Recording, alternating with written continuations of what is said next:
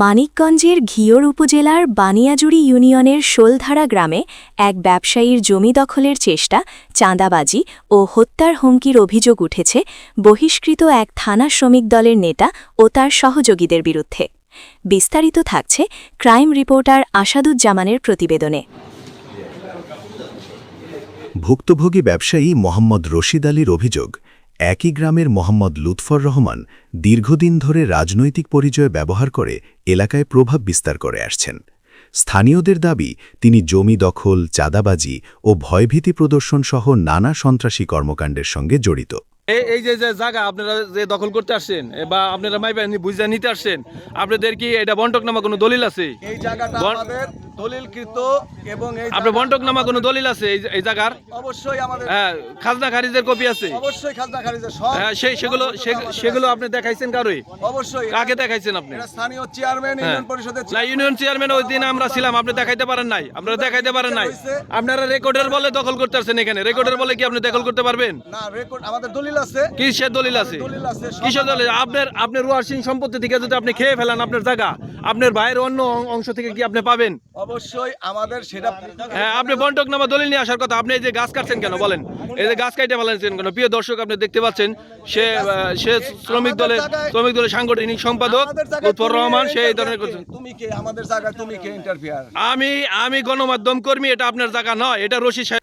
সরেজমিন অনুসন্ধানে জানা যায়, রশিদ আলী শোলধারা মৌজার SA 575 ও RS 775 দাগের 26% জমি বৈধভাবে দলিলের মাধ্যমে ক্রয় করেন।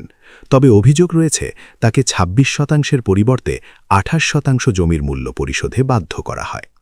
রশিদ আলীর দাবি, জমি ক্রয়ের পর থেকেই লুৎফর রহমান, সূর্য মোল্লা ও তাদের সহযোগীরা তার জমি জোরপূর্বক দখলের চেষ্টা করছেন এবং তার কাছে মোটা অঙ্কের চাঁদা দাবি করছেন।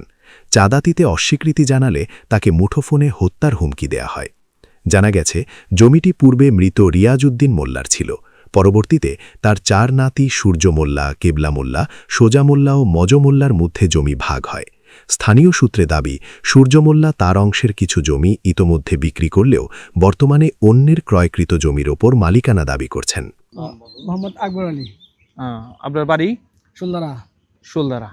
আচ্ছা, এই যে আপনার পিছনে যে জায়গাটা আপনারা দেখছেন, এই জায়গাটা এই মালিককে আপনি কি জানেন? আগে যে ছিল শুনছি বিক্রি করে ফেলাইছে। আচ্ছা, কে কিনেছে এই জায়গাটা? রশিদ কাকার কথা শুনছি, রশিদ কিনছে। আচ্ছা, এটা আপনারা জানেন যে এটা কিনেছে? উনি কিনছে আর কি শুনছি। আচ্ছা, আমরা এই যে মাটি ফলাইছি, এখানে মাটি ফলাইছি। আচ্ছা, জায়গা বিক্রি করছে, রশিদ কিনছে। এই জায়গাটা উনি দলিল মূলে কিনেছেন? মালিক। তো এখন এই বিষয়টা হচ্ছে, ওনার এই জায়গাটা যে জোর দখল করতে চাচ্ছে বা তাকে হুমকি ধামকি দিচ্ছে, এই বিষয়ে লুৎফর নামক একজন লোক তাকে খুব ঝামেলায় ফেলাইছে। আসলে এই বিষয়টা কি একটু বলবেন? এই বিষয়ে লুৎফর তো দখলদারি করতে চাইতেছে, কিন্তু এই জায়গা তো সে দখল এতদূরই জানি। ওনার বিরুদ্ধে একটা অভিযোগ আসছে যে উনি এই জায়গাটা রশিদের, এটা আপনারা জানেন? হ্যাঁ, শুনছি যে এইটা রশিদ সাহেবের জায়গাটা আপনারা জানেন, তাই তো? রশিদের জায়গা, রশিদ মাটি ফেলাইছে, রশিদ বেড়া দিছে। আচ্ছা, কেউ ওনার এই যে রশিদ সাহেবের যদি কেউ অন্যায়ভাবে এই জায়গাটা দখল করে, তার বিরুদ্ধে আপনারা কি ধরনের বিচার চান? সেটা বেআইনি হবে। রশিদ আলী বলেন, আমি বৈধভাবে জমি কিনেছি, তবুও এখন সন্ত্রাসীরা তা দখলের চেষ্টা করছে। আমি জীবন নিয়ে শঙ্কায় আছি। তিনি আরও বলেন, বৈধ কাগজপত্র দেখাতে পারলে তিনি জমি ছেড়ে দিতে প্রস্তুত।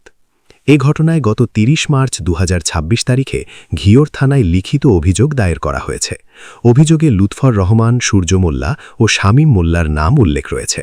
অভিযোগের বিষয়ে অভিযুক্তদের সঙ্গে যোগাযোগের চেষ্টা করা হলেও লুৎফর রহমানের কোনো সাড়া পাওয়া যায়নি। সূর্য মোল্লা সাক্ষাৎকার দিতে অস্বীকৃতি জানিয়েছেন বলে জানা গেছে।